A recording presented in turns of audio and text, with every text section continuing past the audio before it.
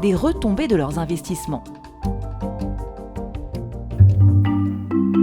Grand Bassam, quartier Moquéville. Il est 9h15. C'est l'ouverture de la bourse. Madame Kouassi, épouse Kanga, observe les fluctuations du marché en temps réel à partir de son téléphone. En ce moment, je suis en train de vérifier les valeurs que j'ai voulu payer hier et qui ne sont pas passées parce que j'avais voulu payer bas. C'était à 770 francs l'action. Ce matin, je viens, je me connecte. Peut-être c'est parce que j'ai commencé tard, mais l'action est passée à 795. Donc déjà, je perds 25 francs. C'est avec un capital de 100 000 francs qu'elle ouvre son compte titre chez Bridge Securities en mars 2024. Et son épargne va rapidement croître. J'ai épargné jusqu'à 708 000. 708 000. Au jour d'aujourd'hui, je me retrouve à 1 million 53 000. Je me retrouve avec un gain de 48%. Devenue veuve récemment, la mère de famille place ses espoirs dans la bourse. J'ai misé sur au moins 10 sociétés. J'ai déjà encore des dividendes qui sont en cours. Les dividendes de Onatel vont être payés le 13. Après, ce sera Total Sénégal. J'ai encore des dividendes en attente. Donc, je me dis, dans 2 mois, ce que j'ai là, ça va encore doubler ou tripler même si possible.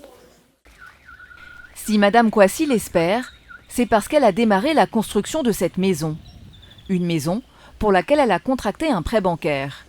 Elle compte le rembourser et poursuivre les travaux grâce aux dividendes perçus sur ses investissements en bourse.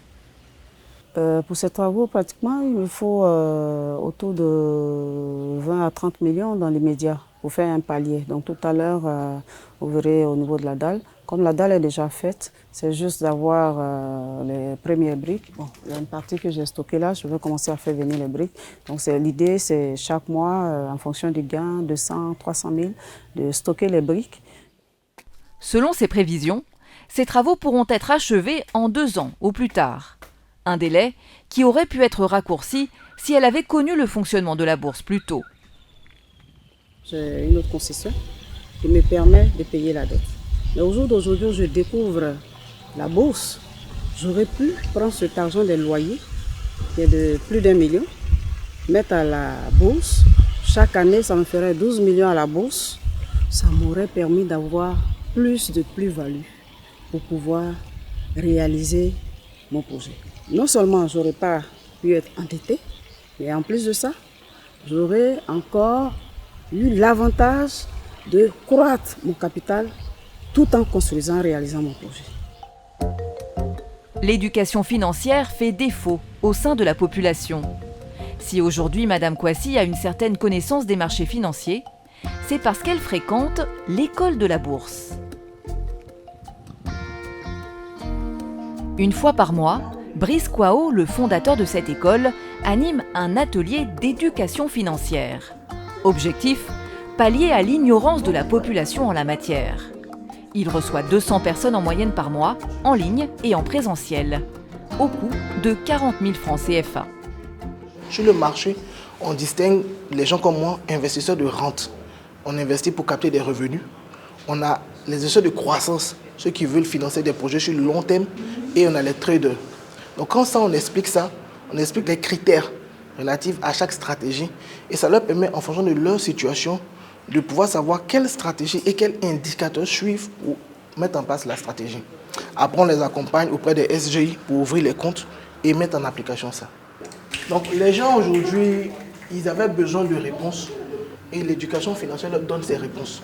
Maintenant, après, c'est chacun librement qui va orienter son argent en fonction des stratégies qu'ils ont reçues. Faute d'une communication suffisante de la BRVM, selon lui, pour éduquer le grand public, Brice Kwao a décidé de partager son expertise et guider ses futurs investisseurs. Et cela crée des émules. J'ai vu l'annonce d'abord sur Internet.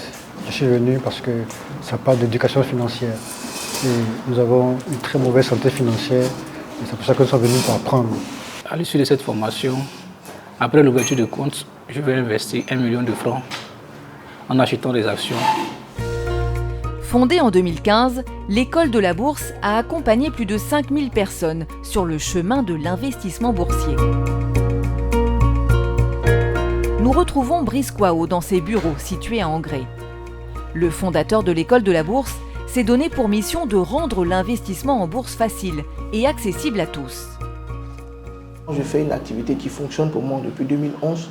Donc je me suis dit, si on crée une structure qui n'est pas un club d'investissement, qui n'est pas une SGI, qui est dans un positionnement éducatif, on permet aux gens d'avoir l'information, d'avoir la connaissance pour comprendre comment ça fonctionne et d'avoir des alternatives.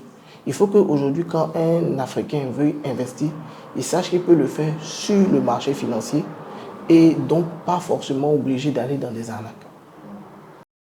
Ce qu'il faut retenir, c'est que l'investissement en bourse est une épargne progressive qui génère des gains sur le long terme.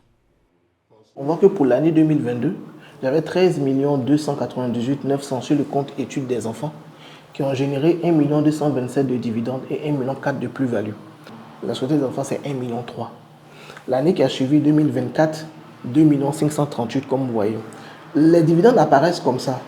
Voilà les fichiers que les SGI mettent à notre disposition. Donc vous voyez 2 538 203. Donc ces montants-là, je les reprends ici de façon synthétique pour travailler. Donc en 2023, la bourse pour moi, c'est sur ce compte-là, études des enfants et financement de la santé. En 2024, au moment où on fait cette émission, c'est toujours études des enfants, santé et l'ensemble des factures. Donc CIE, SODECI, Canal, carburant, assurance automobile, Canal, Horizon. Donc concrètement, les populations doivent savoir que la bourse peut payer leurs factures, peut payer toutes leurs factures. C'est juste un investissement progressif à faire. De quoi faire réfléchir même les plus réticents à la finance.